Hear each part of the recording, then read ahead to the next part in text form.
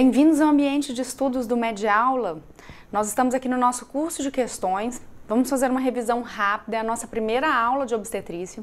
E a primeira aula não podia ser diferente, ela é sobre o diagnóstico de gravidez. Meu nome é Marina Neves, eu sou graduada em Medicina pela Universidade Federal de Minas Gerais e fiz a minha residência em Ginecologia e Obstetrícia pelo HC da UFMG. Bom, gente, o diagnóstico de gravidez, hoje em dia, ele é muito precoce porque a gente tem testes muito sensíveis, né? E o mais comum é a gente fazer o diagnóstico pela dosagem do beta-HCG. O beta-HCG, ele é uma fração da molécula, né, do HCG, que é produzido pelo sincício trofoblasto. Ele pode ser detectado do 7º ao 10º dia após o início da implantação. Então, hoje, com os testes que a gente tem, ELISA, radioimunoensaio, a gente consegue detectar a fração beta antes mesmo do atraso menstrual. E por que a fração beta, né? Porque é uma molécula que tem fração alfa e beta, e a fração alfa ela é comum a outros hormônios, como TSH, como o LH, e isso poderia dar confusão. A fração beta ela é exclusiva, então aí não daria tanto problema. Então a gente dosa a fração beta do hormônio HCG produzido pelo sincício trofoblasto. E qual que é a função desse hormônio?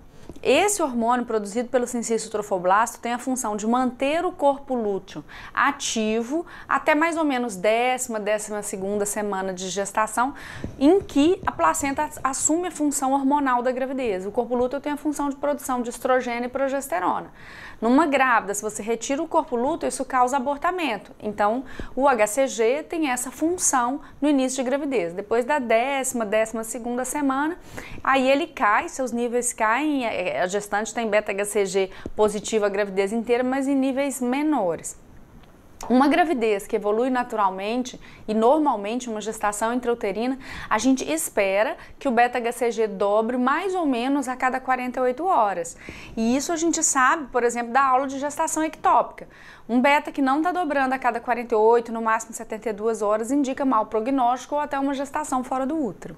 O pico do beta-HCG ocorre em torno de 10 a 12 semanas, depois ocorre uma queda, né? Ele já não tem mais a sua utilidade de manutenção do corpo lúteo e ele mantém níveis basais até o final da gravidez. Bom, uma questão da UFRJ, essa questão ela é de 2017, a gente vê que as questões de diagnóstico de gravidez, elas não são tão recentes, mas eventualmente elas pingam nas provas. E são questões básicas que não tem desculpa para errar. Então vamos ver aqui, durante a gravidez, os níveis circulantes de gonadotrofina coriônica humana, HCG, aumentam rapidamente algumas semanas após a implantação, atingindo posteriormente um pico e depois da queda, nivelam-se até o termo. Baseado nisso, a função primária do HCG, como a gente comentou, é suportar o corpo lúteo no início da gravidez. Favorecer a diferenciação de cito em sincício trofoblasto não, porque ele já é produzido pelo sincício trofoblasto, ele já existe. Promover vasodilatação vascular uterina, não. E propiciar o relaxamento da musculatura miometrial, não. Isso são funções das alterações da gravidez, principalmente da progesterona. A outra forma da gente diagnosticar a gravidez é pelo ultrassom, mas geralmente essa paciente já tem um atraso menstrual, né? Clinicamente já tem um atraso menstrual e já traz um teste positivo. Mas eventualmente o diagnóstico ele é feito por ultrassom e é bom a gente saber a sequência de formação, né? Assim, o saco gestacional ele é visto com 4 semanas, por isso que é muito importante. Às vezes a mulher tem 2 dias de atraso, quero fazer um ultrassom, não faça. A grande chance de você não ver embrião. Com 5 semanas, a gente tem a vesícula vitelina. A vesícula vitelina é uma estrutura embrionária. Quando ela se forma, a gente em 1 semana a 10 dias a gente já tem que ver o embrião. Isso é importante porque quando aparece a vesícula vitelina a gente fica tranquilo de que não vai ser uma gestação anembrionada e o embrião ele aparece mais ou menos em torno da 5ª, 6ª semana e a gente tem batimentos cardíacos a partir da 6ª semana ou com comprimento cabeça-nádega, né, lá do embriãozinho acima de 5 milímetros já são visíveis, tem que ser visíveis nas máquinas de ultrassom. Hoje as máquinas que a gente tem conseguem ver batimento com 3 milímetros de embrião. Mas para a gente caracterizar, né, que é um aborto retido e que não existe batimento, a gente utiliza a marca de 5 milímetros, mas atualmente 7 milímetros para a gente ter um limite de segurança bem legal. Então, só para ilustrar, né, aí a gente tem uma imagem do saco gestacional, que é só uma bolinha com halo hiperecogênico dentro do útero.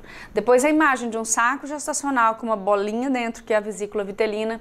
E depois a imagem de um saco gestacional com a vesícula vitelina e a imagem que a gente chama de anel, porque é como se fosse uma pedrinha em cima do anel ou em cima da vesícula vitelina. A gente já vê o embrião, no caso aí com comprimento cabeça-nádega de 4 milímetros. E o diagnóstico de gravidez, gente, muitas vezes caem os sinais e sintomas de presunção, probabilidade e de certeza. Existem algumas divergências assim, entre alguns autores, mas esses sinais é uma chuvinha de epônimos, né? Assim, a gente tem alguns epônimos e que a gente tem que saber e relembrar mais perto da prova, que eventualmente cai. Os sinais de presunção são sinais que estão presentes na gravidez e em várias outras condições. Então, o que são sintomas? Náuseas, sintomas urinários como polaciúria, fadiga, a gente chama de sintoma, a percepção da movimentação fetal pela mulher, né? Ela fala que ela percebe, e isso é um sinal de presunção, porque realmente tem mulher que chega na consulta falando que já sente o bebê mexer com 12 semanas, enfim. Então, a percepção de movimentação fetal é muito valorizada quando feita pelo examinador. Isso aí é até certeza, mas pela mulher ele é só um sintoma de presunção. E a mastalgia também, ela é bastante referida. Mas só que esses sintomas, eles podem acontecer em diversas outras condições, até no pré-menstrual. Então, são só sintomas. Sinais: atraso menstrual, é isso que faz com que a mulher faça um teste de beta-HCG, por exemplo. Algumas alterações cutâneas, como cloasmas gravídicos, né, que são manchas aqui malares. A linha nigra, que é uma linha que aparece no meio do abdômen. O sinal de Halban, que é o crescimento de pelos finos, né, aqui em torno do couro cabeludo, e as alterações mamárias, que seria a rede venosa de Haller, né, que é uma vascularização aumentada da mama, que a gente tem mais ou menos com 16 semanas, e o sinal de Hunter, que é a hiperpigmentação do mamilo.